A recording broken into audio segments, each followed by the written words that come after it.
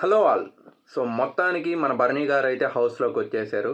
But అక్కడ ఏంటంటే ఆయనకి హెల్త్ ఇష్యూస్ వచ్చిన దివ్య గారైతే చాలా తెలివిగా ఆడారు. బట్ ఆ గేమ్ తనుజ ఆడలేదని చెప్పి మాధురి గారితో డిస్కషన్ చేసింది. అంటే నేను ఆడలేనా? అందుకని నాకు ఇవ్వలేదా? అన్నట్టు డౌట్‌ఫుల్‌గా.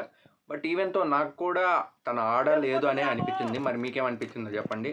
అలాగే రాము రాథోడ్ గాని సూపర్‌గా ఆడాడు.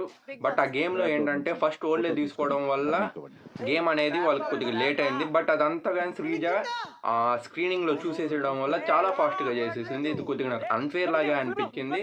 బట్ ఆ తర్వాత ఇమాన్యుయల్ నుండే ఆయన పవర్ అస్త్ర యూజ్ చేయకుండా బయటికెళ్ళిపోయారు బర్నీ గారు. బట్ లాస్ట్ రౌండ్ ఇమాన్యుయలే ఆడిచ్చి, గెలిపిచ్చి, లాస్ట్‌కి ఫ్లాగ్ పెట్టిచ్చి ఆయనే విన్ అయ్యేలా చేశారు. అండ్ అలాగే ఫ్యాన్ పేజ్‌లో కూడా ఓట్స్ అన్నీ ఎక్కువ బర్నీ గారికే ఎక్కువ పడ్డాయి ఆన్‌లైన్ ఓటింగ్ ప్రకారం.